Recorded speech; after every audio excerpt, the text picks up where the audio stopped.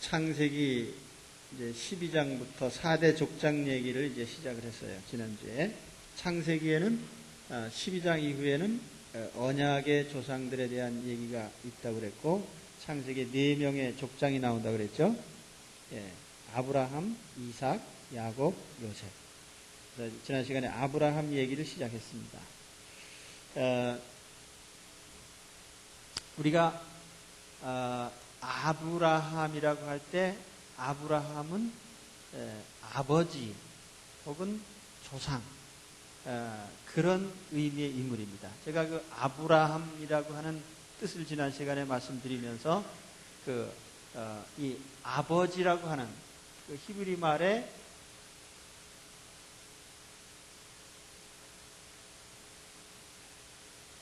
아부라고 하는 여러분 그 영어 사전에 쭉 보면은 맨 앞에 나오는 단어가 뭡니까?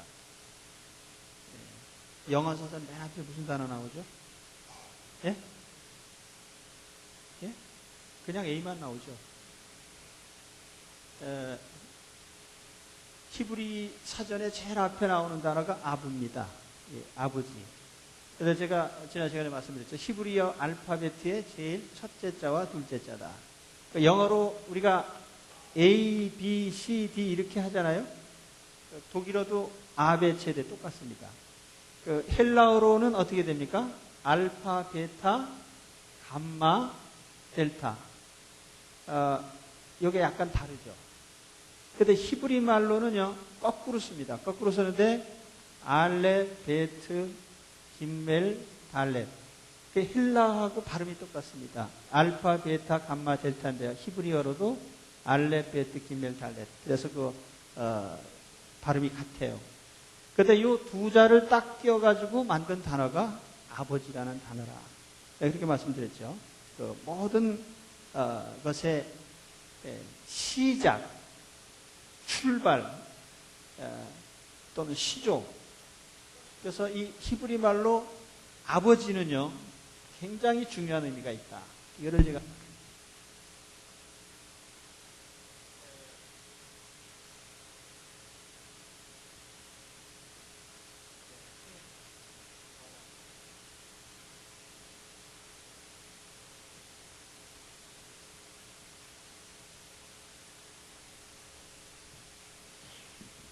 그래서 아브라함은 아버지라는 의미를 가진 그 이름을 가진. 그래서 우리가 흔히 무엇의 아버지입니까? 이스라엘의 시조니까 이스라엘의 아버지죠. 그리고 민족의 아버지예요. 또 그런가 하면은 믿음의 조상. 우리가 그런 말 많이 쓰잖아요. 아브라함 믿음의 조상이다. 믿음의 시조예요. 아브라함이. 신앙의 출발점이 되는 사람이죠. 그런 면에서 아브라함은 이름에 담고 있는 의미가 신앙의 아버지다. 또 민족의 아버지다. 우리가 그런 뜻으로 이해를 합니다. 그러니까 아브라함으로부터 모든 가문이 시작이 되고 민족이 시작이 되고 선민이 시작이 되고 또 아브라함으로부터 참 하나님을 믿는 믿음의 출발점이 된 거예요. 신앙의 출발점이 된 그런 인물이기 때문에 아브라함이. 그리고 우리가 아브라함 배우면서 아브라함 그냥 창세기 역사 인물로 생각하지 말고 내 자신이 아브라함이 되어야 되겠다는 생각을 하셔야 됩니다. 내 한 가문의 출발점이 되는 사람, 또 그 가문의 신앙의 시조가 되시기를 바랍니다. 그래서 아브라함이 되셔야 돼요. 전부가 다. 예. 그러면 남편이 아브라함이면 난 뭡니까? 아내는 누구죠? 사라. 열국의 어미. 그래서요, 전부 아브라함이 되시고 사라가 되시기를 바랍니다. 예. 자, 그런데 제가 이제 아까 질문 하나 하다가 말하는데요.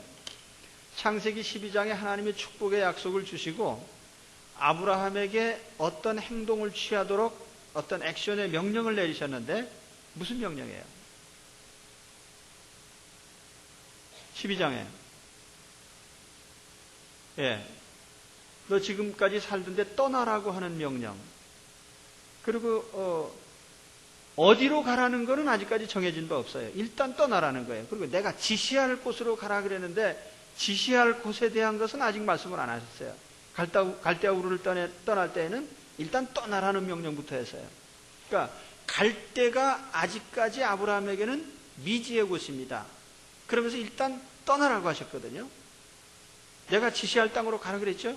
그래 신약에 보면 아브라함이 히브리서에 아브라함은 갈 바를 알지 못하고 떠났다고 그랬거든요. 그리고 어디로 가는지 아직까지 정해진 건 아니에요. 그러나 일단 하나님께서 떠나라 했을 때 떠나는 것이 아브라함의 신앙의 결단이었어요. 그러니까 그 아브라함이 떠난 건 지난 시간에 제가 말씀드렸죠. 우상의 환경을 떠나라. 또 우상을 버려라. 지금까지 가지고 있던 모든 종교의 틀, 신앙을 통째로 다 버리라는 겁니다. 그리고 이제 창조주 하나님, 참 하나님만을 섬기기로 결단하는 이 결심을 했기 때문에 아브라함은 신앙의 조상이 된 겁니다. 믿음의 조상이 된 거예요. 하나님만을 믿기로 결심했기 때문에, 그 믿음으로 떠났기 때문에. 그렇죠? 그래서 우리가 믿음의 조상이 되려면은요, 적어도 우리가 잘못된 신앙의 뿌리와는 단절하는 결단이 필요합니다. 그런 데서 떠나야 돼요. 거기에 많은 재산이 걸려 있고, 많은 인맥이 걸려 있고, 혹은 거기에 내 명망이 걸려 있고, 나의 모든 생존이 걸려 있다 해도 그것이 나의 모든 그릇된 신앙으로부터 나를 붙잡아야 매는 것이라면 그걸 떠나고 버려야 된다는 거예요. 그 결심을 하실 수 있어야 우리는 아브라함이 되는 겁니다. 그러니까 일단 아브라함만 되려고만 하신 게 아니고 12장에 있는 말씀처럼 하나님이 떠나라 하면은요, 보따리 싸가지고 떠나셔야 돼요. 신앙의 결단, 믿음을 방해하는 것. 또 우리가 나의 과거의 모든 우상주의를 단절하는 이런 결심을 꼭 하시기를 바랍니다. 그리고 18장에, 오늘 18장 19절에 다시 보세요. 거기 보면 하나님이 아브라함에게 그 18절에서는 축복의 약속을 다시 하십니다. 하신데 19절에 가서 보면은 아브라함에게 행동 지침을 또 한 가지를 하나님 주셨어요. 그게 뭐라고 하셨습니까?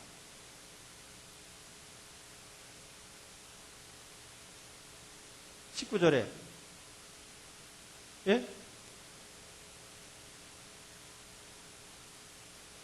예, 무슨 말을 하긴 했겠죠. 그런데 그게, 그 말씀 중에 아브라함이 취해야 할 행동이 뭐냐 이거예요.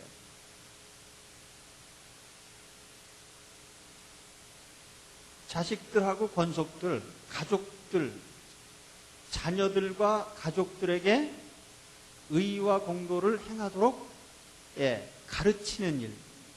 그러니까 그 가정을 말하자면 신앙적인 교훈과 그런 가르침으로 그 자기 집안을 믿음의 가정으로 키워가는 그 역할을 아브라함이 하는 거예요.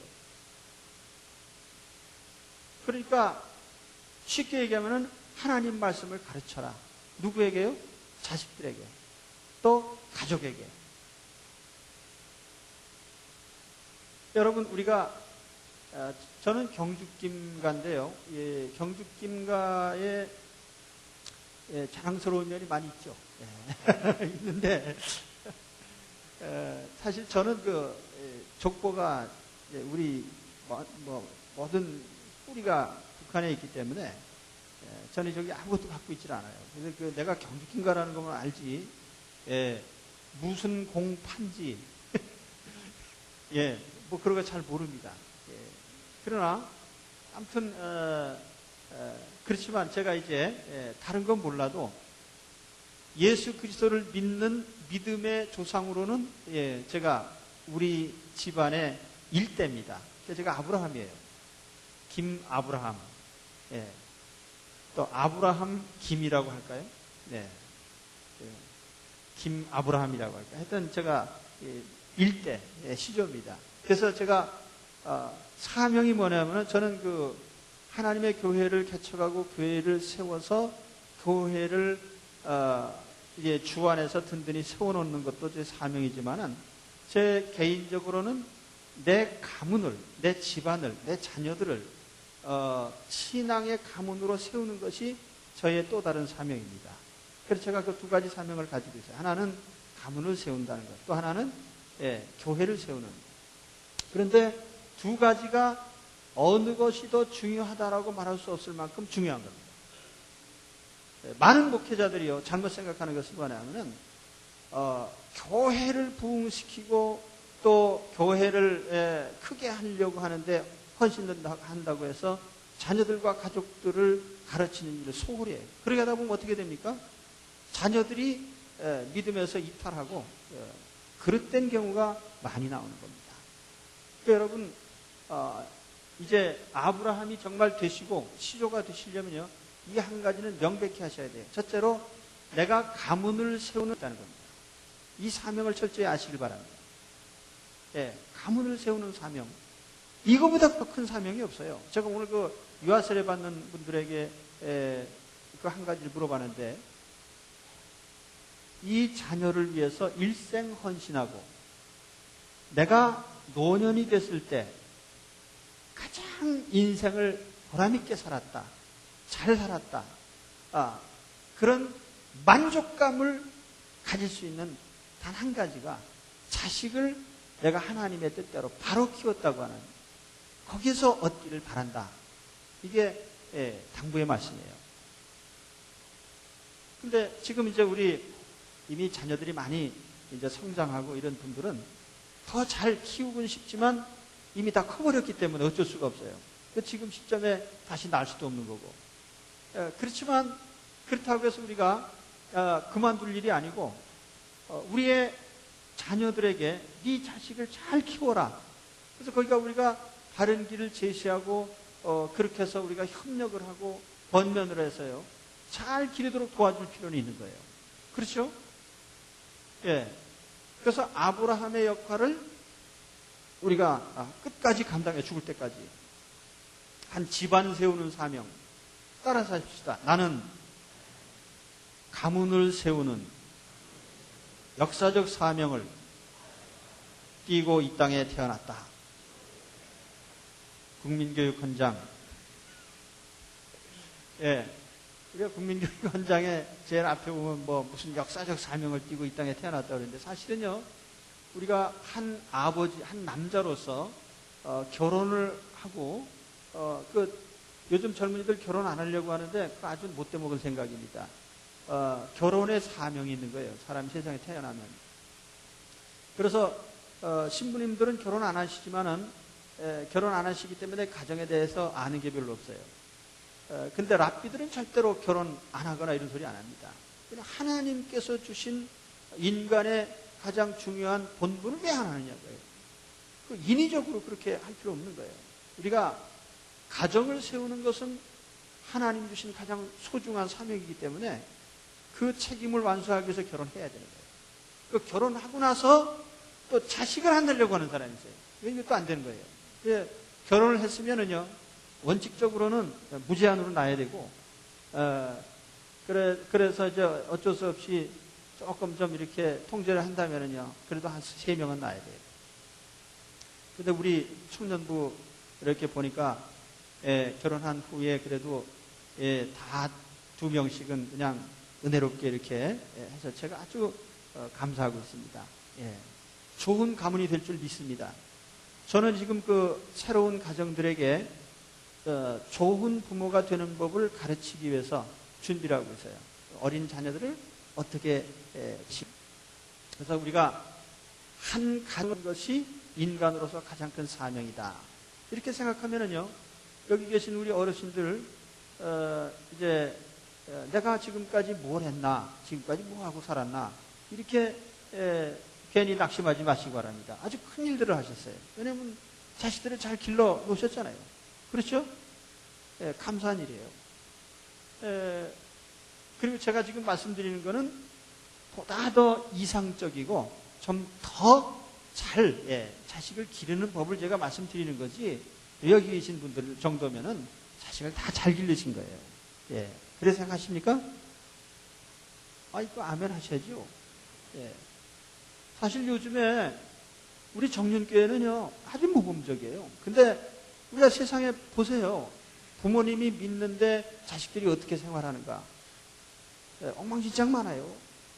근데 제가 우리 정년교회 가만히 지켜보면요, 자녀들이 다 훌륭해. 아주 부모님 닮아가지고,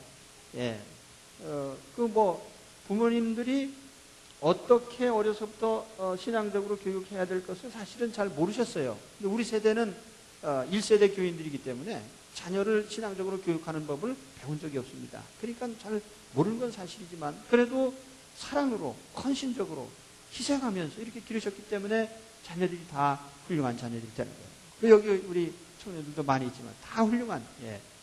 자, 그렇죠? 박수 한번 칩시다. 좋은 부모님이 되신 것도 감사한 일이죠. 우리가 지금 우리 스라에서 자라난 자녀들이 다 훌륭해요.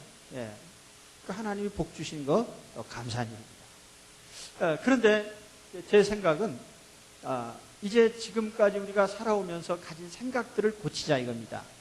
내가 인생 어떻게 살았나?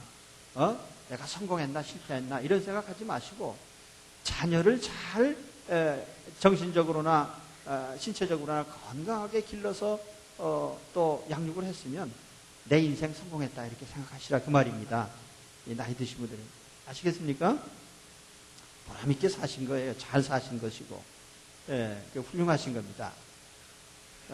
자꾸 자기를 그렇게 잘못 평가하지 마시라고요.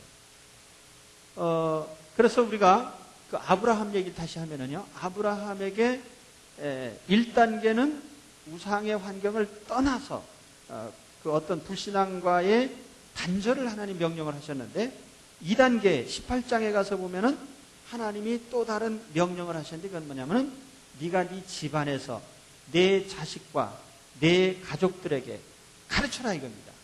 그러니까 아버지는 그건 뭐냐면은 교사입니다. 교사의 선지자예요. 이 역할을 아브라함이 한 거예요. 근데 제가 그 이스라엘 사람들이 랍비들이 성경을 연구하면서요, 아브라함, 이삭, 야곱이 3대 족장이 구약에 나오는데 창세기에 누가 제일 훌륭하다고 생각하느냐 그랬더니 아브라함이라고 하지 않고 야곱이라고 하더라고요. 왜 그런지 아세요?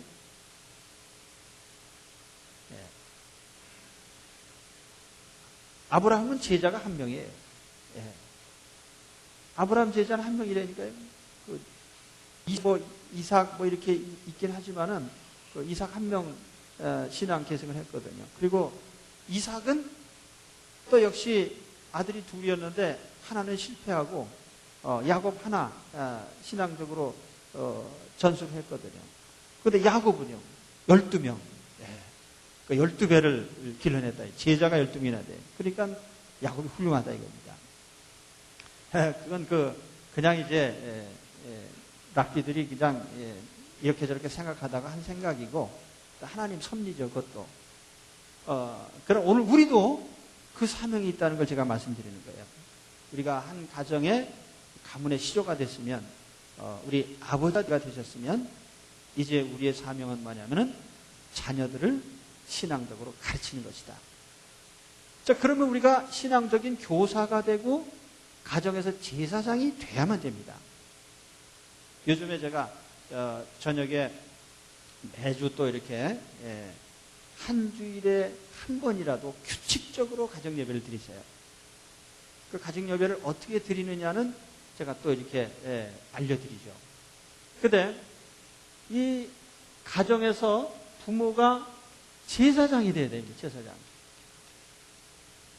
이게요 사실은 생소한 게 아니에요. 이게 전통적으로 이게 오던 겁니다. 사실은. 자, 여러분 믿기 전에 제사 지내셨죠? 자, 부모님 때부터 믿지 않았다면 다 제사를 지내셨을 거예요. 그렇죠? 제사 지낼 때 집안에서 누가 제사장이 됩니까? 가장들, 아버지들이 다 제사장 되잖아요. 그렇죠? 그 제주가 돼가지고 제물 차려놓고, 저도 어렸을 때지만은 제가 제사장이 됐어요. 집에서 내가 했다고요. 그러면 그 아버지 제사장은 자녀들에게 어떻게 그 제사 교육을 합니까? 신앙 교육을 합니까? 어려서부터 걔를 참석시키는 거예요. 너 일로 와라. 이제 아버지가 제사 지내는 거 봐. 그리고 뭘 어떻게 차려놓는지, 음식들을 차려놓는 거 쭉 이렇게 차리는 거 다 보고 구경을 시킵니다. 그리고 제사 질 때 곁에 같이 아버지가 술을 따라가지고 어떻게 해서 또 어떻게 바치나 이거 다 보여주는 거예요. 그런데 이게 정기적으로 반복적으로 그 세레모니를 거행하면서 자녀들에게 계속 그거를 주입을 시켜주는 거예요. 그 가정에서 아버지가 제사장 노릇을 하면서 자식들에게 가르친 게 우리도 그렇게 했다고 말이에요. 그런데 왜 예수 그리스도를 믿은 다음에는 이 종교적인 지도자 역할을 안 하느냐 이거예요. 해방된 겁니까? 아무것도 안 해도 된다는 뜻입니까? 예수 그리스도 안에서 구원받았으면 할 일이 없어졌다는 뜻입니까? 자식을 위해서요? 아니잖아요. 가정에서 제사장의 역할을 하도록 하나님이 그렇게 위임을 하신 거예요. 구약시대만 제사장이 있고 신약에는 제사장이 없습니까? 그건 잘못된 생각이에요. 히브리서에 보시면은 뭐라고 되어 있어요? 우리는 다 제사장입니다. 베드로서에 그런 말씀하셨나요? 우리는 다 왕 같은 제사장이고. 그렇죠? 제사장이면은 가정에서 제사장 역할을 하셔야 된다는 거예요. 그 제사장 역할이 구약시대에는 성전에서 제물을 희생해서 바치는 것이었지만은 우리 그리스도 안에서는 가정에서 예배를 인도하는 인도자가 되는 것이 제사장이 되는 거거든요. 그렇게 안 하고도 자식에게 신앙을 잘 교육시킬 수 있다면 하지 않아도 된다고요. 그러나 자녀에게 정말 신앙 교육을 시켜야 된다고 하면은 그 세레머니를 가정에서 해야 된다고 말이에요. 아버지가. 그러니까 우리 가정 예배라고 하는 것을 제가 저도 이제 그런 인식을 그렇게 심각하게 안 했어요, 전에. 그러니까 저도 믿은 지는 몇십 년 됐지만은 아이를 낳아서 기르면서 내가 아이들에게 제사장으로서의 어떤 역할을 한다는 생각을 안 하면서, 물론 저도 가정예배 드렸죠. 가정예배도 드리고, 하지만은 내가 그런 의식이 없었다고 말이에요. 내가 자식에게 종교 교육을 시킨다, 신앙적으로 하나님 경외하기를 가르친다는 생각 없이 그냥 내가 하나님을 경배하는 마음으로 가정예배도 드리고 했지만, 지나고 보니까 그것이 대단히 중요했다고 해요. 그것이 나는 목사니까 내 아이에게 목사로서 어떤 면에서는 손을 얹고 축복 기도를 하고요. 집에서도 종종 했습니다. 그런데 지금 생각해 보면은요, 그것이 목사로서 한 것이기보다는 아버지로서 잘했다 하는 거예요. 아버지로서. 그런데 지금 아이들이 큰 후에 이제 지금도 괜찮아요. 지금도 큰 자식들이라 해도 성경에 보니까 하나님이 아버지는 가정에서 참 제사장이고 그 예배를 인도하는, 제사를 인도하는 지도자이기 때문에 하나님이 아버지를 통해서 축복을 주신다. 그러니 내가 이제 너희들에게 축복을 해야 되겠다. 그리고 이제 가정 예배 드리고서 축복을 하시기 바랍니다. 하세요, 그거예요.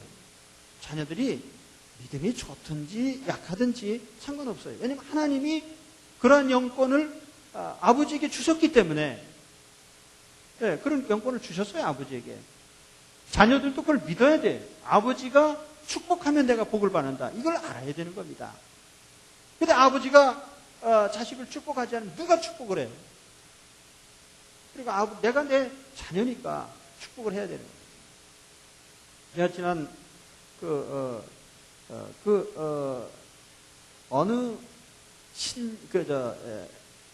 말하자면 유대교 그 신자 집에 가서 아버지가 하는 것을 내내 지켜봤어요. 아버지가 이 안식일에 어떻게 보내는가 했더니, 아버지가 식탁을 이제 미리 차려놓은, 아내가 차려놓습니다. 금요일 해지면은 가정 주부가 촛불을 켜요. 왜냐하면 그 주부가 가정의 등불이다 이거예요. 그래서 이제 촛불을 켜고 음식을 쫙 차려서 미리 준비합니다. 준비해놓고 아버지는 가만히 하는지 아이들을 그냥 아이가 넷인데 끊임없이 안아주는 거예요. 이놈이 와서 안아주고 뽀뽀해주고 또 저놈이 오면 또 해주고 계속 아버지가. 그리고 아버지가 식탁에서 이제 축복을 하면서 그 떡을 썰어서 빵 있잖아요. 빵을 아버지가 썰어가지고 아버지가 나눠줘요. 예, 하나님의 축복의 떡이다. 예, 그러니까 단순한 식탁이 아니고 하나님이 축복하시는 식탁이라는 거예요. 거기에 종교적인 의미가 담겨져 있는 거죠. 여러분, 우리가 식탁에서 밥 먹을 때 우리는 식기도 합니다. 식기도 하지만은 뭐 대충 할 때도 있고 안 할 때도 있고, 또 하나님의 어떤 축복이 거기에 임한다 그런 생각 우리가 합니까? 그냥 맛있는 거 없나 해가지고 홀딱 집어먹고 그냥 맛있는 거 없으면 안 먹고. 그런데 그 사람들은 메뉴가 어떤 것이 오든지 항상 하나님의 축복이 임하는 식탁이라고 생각해요. 왜냐하면 거기에 영적인 양식도 하나님 주실 것을 믿기 때문에 하나님 임재하시는 곳이고, 그러니까 우리가 그 단순한 음식으로 취급하지 않는 거예요. 그렇다고 우리가 어떤 율법적으로 그렇게 하자는 얘기가 아니라 그런 그 아버지의 역할, 그것이 자녀에게 신앙적으로 어떤 감화를 준다는 겁니다. 그래서 아버지가 떡을 썰어주고 또 잔을 따라줘요. 예, 주스를 또 이렇게 따라서 하나씩 하나씩 이렇게 해주고. 이게 우리 여러분들 앞으로 가정에서 그렇게 하시기 바랍니다. 제가 3월 9일 날 하나님 말씀을 같이 공부했는데 보니까 아버지가 이렇게 먹을 것도 나눠주고 아버지가 축복의 잔도 따라준다고 하더라. 너희들 이제 내가 줄 테니까 축복의 잔을 받아라. 하시기 바랍니다.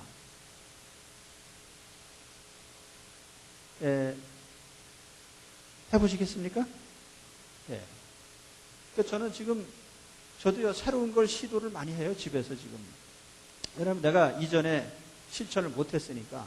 아이들 머리가 컸지만은 그런데 우리 아이들 감사한 게 뭐냐, 아버지가 뭘 안 하던 걸 해도요, 우리 아버지가 참 좋은 의도로 하시는구나 하고 다 아멘합니다. 그래서 하자 그러면 해요. 아마 여러분 다 하실 거예요, 자녀들이. 많아진 지식도 합니까? 뭐 그렇게 나오지 않고 그냥 할 거예요. 그러니까 아버지가 가정에서 식탁에 적어도 그 주일날이나 이런 귀중한 식사 한 끼를 아버지가 이렇게 나서가지고 서비스를 하는 겁니다. 그러면서 또 한 가지가 뭐냐면은 아이들에게 끊임없이 아이들이 와서 아마 안아주기도 하고 또 축복을 해줍니다. 하나하나. 그 축복을 하는데 저도 집에서 큰 아이들이니까 제가 가정 예배를 드리고 아이들 머리에 손을 얹고 축복을 합니다. 축복을 하고 또 자기들도 나름대로 돌아가면서 또 기도를 해요. 그런데 그 사람들이 하는 방법의 그 차이가 뭐냐면은 나처럼 이렇게 꼭 이렇게 안 하고 아이를 꼭 끌어안고 기도를 하더라고요. 품에 안고. 그러니까 그걸 매주 그걸 겪는 거예요, 애들이. 그러다 보니까 아버지를 싫어할래야 싫어할 수가 없죠. 그래서 이 사람들은 세상에서 제일 슬퍼할 때가 언제냐면 남자고 여자고요. 아버지 돌아가신 날 되게 슬퍼합니다. 정말 가슴 아파요. 근데 아버지가 그만큼 좋으니까. 그런데 우리 아버지들은 가만히 생각해보면은 어떤 아버지냐. 주로 이제 직장에 가서 돈 벌어 오시는 지상의 사명을 띠고, 그래서 아침에 언제 나가시는지 모르고 저녁에 언제 들어오시는지 몰라요. 항상 보면은 아버지가 있긴 있는데 돈 벌어다 주는 아버지예요. 그러니까 아버지는 나름대로 내가 니들을 위해서 뼈골 빠지게 일했다 이거예요. 그런데 이제 직장에서 명퇴할 때쯤 돼서 가보면은 자식들도 아버지에 대해서 별코 마음이 없어요. 우리 아버지 뭐 돈만 그냥 벌어다 줬지 뭐. 그 아버지하고의 그런 어떤 영적인 교감도 없고 아버지에 대한 애틋한 사랑도 없고. 왜 그렇게 됐냐? 아버지가 실질적인 그런 관계가 없기 때문에. 그렇죠? 그래서 지금부터 우리 젊은 부모들은요, 자식에게 사명감을 가지고요, 그 제사장 역할을 집에서 잘 하시기를 바랍니다. 제사장 역할을. 아버지가 식탁에서 자녀들에게 음식도 나눠주고 끊임없이 안아주고 걔들에게 끌어안고 매주 가정 예배 드리면서 축복하고 이걸 하면은요 그 아이가 나중에 삐뚤어지라고 해도 안 삐뚤어져요. 딴 데 가려고 해도 안 가. 무슨 가출이 있어요. 아버지가 좋고 엄마가 좋은데. 그래서 우리 영적인 아브라함 가정의 제사장들이 되셔서 바로 앞으로 그런 그 가정에서의 역할을 감당하게 되시기를 바랍니다. 저는 특히 우리 이 자리에 우리 그 많은 아버지들이 계신 것에 대해서 감사를 드립니다. 우리 아버지들이요 전에 우리도 유교 집안에서 다 자랐기 때문에 좀 이게 뭔가 애정 표현을 하고 이런 것을 참 서툴러요. 그러다 보니까 아이들한테 야 내가 너를 사랑한다 이런 말 한마디 못 해보는 거죠. 죽을 때까지. 그래서 병상에서 이제 돌아가실 때쯤 돼가지고 마지막 한마디 그냥 그 드라마에 나오는 거예요. 이게. 야 내가 너를 사랑한다. 꼴까다 하기 전에 그 말 한마디 하고 죽어요. 평소에 그 말을 하면 얼마나 좋냐고요. 항상 자녀들을 아버지가 항상 그 품에 안고 그래서 가정예배 얘기도 나왔습니다. 가정예배 드릴 때 그래서 저도 이제 새롭게 실천하기 위해서 이제 식탁을 샀다고 말씀드렸어요. 10인용 식탁을 샀어요. 큰 만찬 식탁을 거실에 들어놓을 겁니다. 거기 지금 갖다 놨어요. 갖다 놨는데 이제 거기에 예를 들어서 주일날 식사를 하면은 차려놓고 중요한 거는 이제 내가 날릴 테니까 당신은 만들기만 해라. 그래서 이제 제가 쭉 준비를 하고 또 그 자리에서 식사하면서 축복도 하고 또 문답도 하고요. 그런 식으로 자연스럽게 가정 예배를 딱딱하게 하지 마시고요. 야 이번 주간에 감사할 일은 뭐였지? 저도 그거 한번 해봤어요. 새로운 걸 자꾸 시도를 합니다. 그러면 서로 고백을 하는 거예요. 이번 주에는 이런 일이 감사했습니다. 이번 주에는 이런 일이 있어서 감사했습니다. 이렇게 서로가 알게 되고 그거 얼마나 좋은 일이냐. 그죠? 자, 아브라함 얘기했어요. 그래 아브라함이 사실은 아버지인데 신약시대 모든 성도의 아버지이기도 해요. 갈라디아서 3장에 보세요. 거기 보면은 아브라함은 모든 믿는 자의 아버지입니다. 믿음의 조상.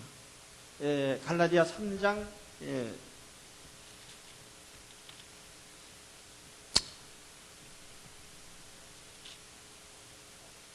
갈라디아 3장 6절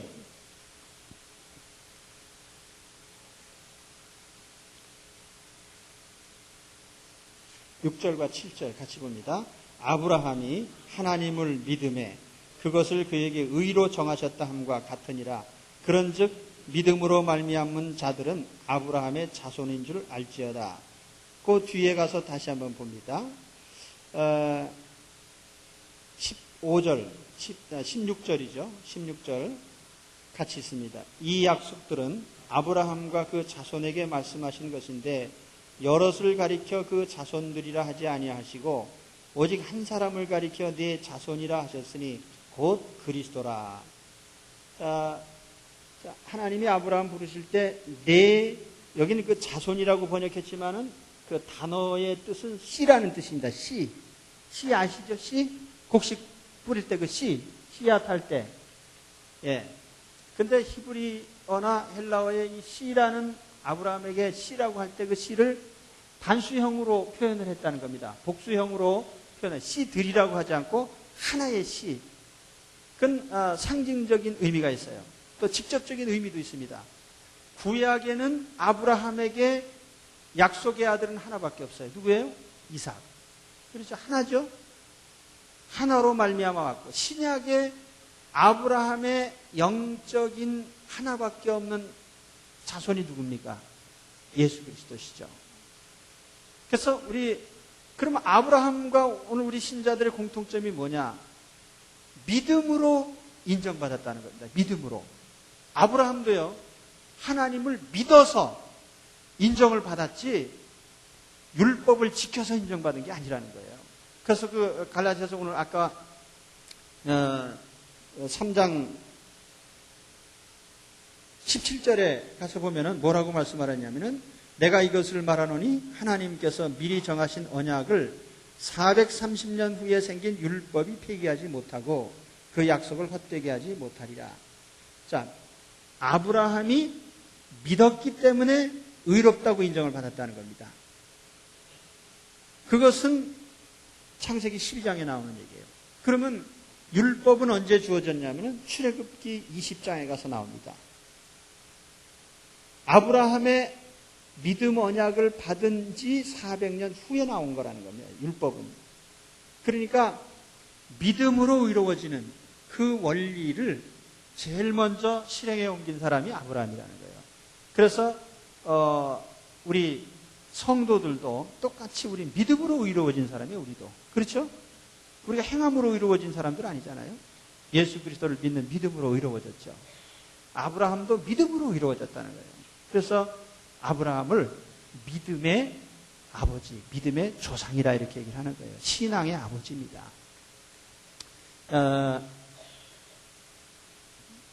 오늘 아브라함 얘기를 이쯤에서 끝내고 다음 시간에 또 아브라함 얘기 조금 더 하고 이삭으로 넘어가겠습니다. 그런데 한 가지만 기억하십시오.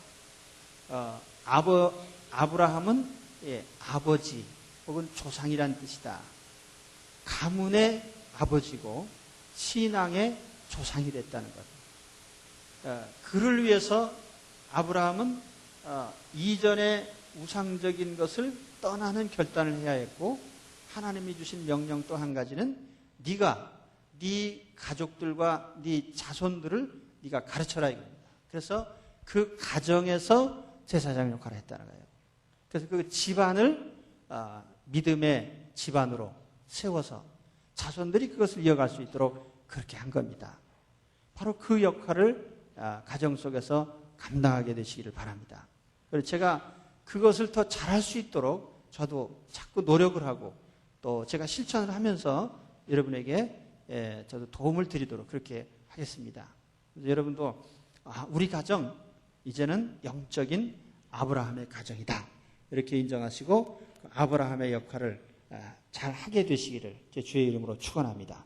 기도합니다.